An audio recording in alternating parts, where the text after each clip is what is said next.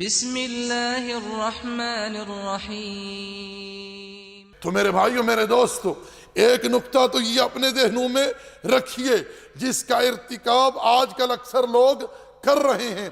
میں نے ایک عورت کا انٹرویو سنا، وہ کہہ رہی تھی یہ حجاب، یہ پردہ، یہ گھروں میں رہنا، عورت کو جو ہے گھر میں رہنے کا حکم دینا، یہ ساری مولویوں کی باتیں ہیں، یہ مولویوں کا ایجاد کردہ دین ہے۔ اسلام ایسی کسی چیز کا حکم نہیں دیتا۔ میں کہنا چاہوں گا یدنین علیہن من جلابیبہن، یہ کسی مولوی کا حکم ہے معاذ اللہ ہے؟ یہ کس کا حکم؟ اللہ کا حکم ہے۔ وَقَرْنَ فِي بُيُوتِكُنَّ، یہ کس کا حکم ہے؟ اللہ کا حکم ہے۔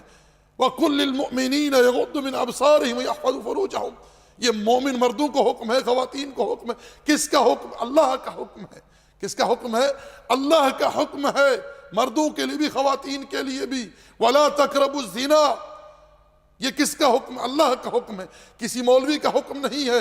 تو میں بیان یہ کر رہا تھا میرے بھائیو، میرے دوستو، آج کل جو جرم زیادہ ہو رہا ہے وہ یہ کہ اللہ جل وعلا نے جن گناہوں کو حرام ٹھہرایا ہے ان کو کچھ لوگ اپنی خواہش سے یا اپنی جہالت کی وجہ سے، دین سے دوری کی وجہ سے، لا علمی کی وجہ سے، یا دشمنان اسلام کو خوش کرنے کے لیے، ان کی بلے بلے حاصل کرنے کے لیے جائز قرار دینے کی، حلال قرار دینے کی مذموم کوشش کرتے ہیں، مختلف بہانوں سے، مختلف تعویلوں سے اور مختلف قیاس آرائیوں سے، جو کہ ان کی جہالت پر دلالت کرتی ہیں۔ اس کے ساتھ ساتھ ایک اور بات میں کہوں گا، وہ یہ، جیسا کہ میں نے آپ کو بتلایا کہ کوئی بھی انسان کسی بھی گناہ کے ارتکاب کی وجہ سے کافر نہیں ہوتا جب تک کہ وہ اس گناہ کی حلت کا عقیدہ نہ رکھے جسے رب نے حرام کیا ہے۔ لیکن جو بندہ نماز نہیں پڑھتا، مرد ہو یا عورت ہو، ایسے انسان کے بارے میں اسلام کا کیا حکم ہے؟ مرد ہو یا عورت، رسول اللہ صلی اللہ علیہ وسلم کا ارشاد ہے، من ترک الصلاۃ متعمدا فقد کفر، جس نے جان بوجھ کر نماز چھوڑی اس نے کفر کیا۔ اور علماء حنابلہ، امام احمد ابن حنبل اور ان کے اصحاب کا، جن میں شیخ عبد القادر جیلانی رحمۃ اللہ علیہ بھی شامل ہیں کیونکہ وہ حنبلی مسلک پر تھے، کیا فتویٰ ہے کہ بے نمازی اگر مر جائے، نہ اسے غسل دیا جائے، نہ کفن دیا جائے، نہ جنازہ پڑھا جائے، نہ ہی اسے مسلمانوں کے قبرستان میں دفن کیا جائے، جو اس حالت میں مرا کہ وہ بالکل نماز ترک کرنے والا تھا، ایسے انسان کا جنازہ تک نہ پڑھا جائے۔ تو میں پوچھنا چاہوں گا، زنا حرام ہے، کوئی شک نہیں، شراب، جوا، سب حرام ہے، سب کبیرہ گناہ ہیں۔ یاد رکھیں ان کے مرتکب دار اسلام سے کم خارج نہیں ہوں گے جب تک ان کی حلت کا عقیدہ نہ رکھیں، بغیر کسی سبب کے۔ لیکن جو نماز چھوڑنے والا ہے، مرد ہو یا عورت، اسلام نے کفر کا فتویٰ دیا ہے، اور نبی علیہ السلام نے کفر کا لفظ استعمال کیا ہے۔ اصحاب رسول اللہ صلی اللہ علیہ وسلم کسی شے کے بارے میں کفر کا تصور نہیں کرتے تھے مگر وہ شخص جو نمازوں سے پیچھے رہنے والا تھا، جناب عمر کا قول ہے، ایسے شخص کا اسلام میں کوئی حصہ نہیں جو نماز چھوڑنے والا ہے۔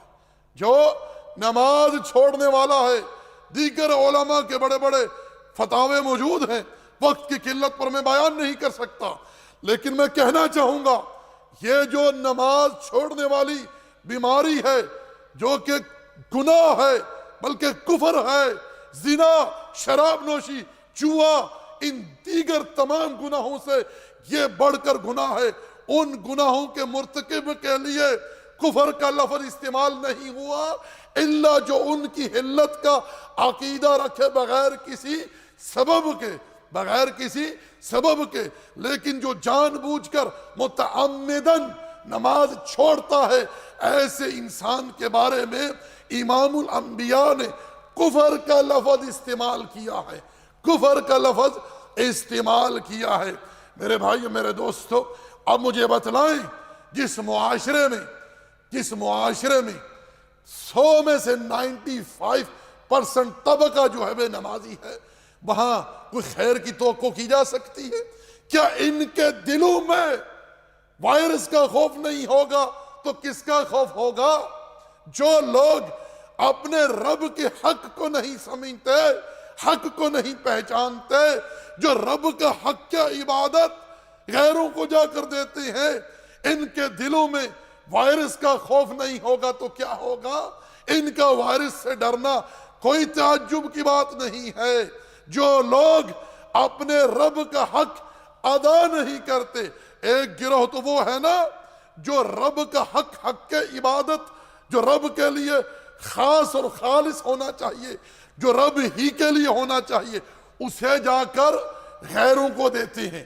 یہ تو سب سے بڑے مجرم ہیں اور مشرک ہیں۔ یہ کیا ہے؟ یہ مجرم اور مشرک ہیں۔ اور یہاں جو دوسرا گروہ، یہ کیا ہے؟ جو رب کا حق ادا نہیں کرتے، یہ بھی مجرم ہیں، یہ بھی مجرم ہیں۔ جو نماز نہیں پڑھتے، کیونکہ توحید کے بعد سب سے اہم رکن جو ہے اسلام کا وہ نماز ہے، یہ نماز نہیں پڑھتے۔ کون سا اسلام ہے ان کے پاس؟ یہ وائرس سے نہیں ڈریں گے اور کس سے ڈریں گے؟ بتلائے؟ جو موحد ہوتا ہے، جس کے دل میں توحید ہوتی ہے، جس کے دل میں رب پر توکل ہوتا ہے، جس کے دل میں تحقیق توحید ہوتی ہے،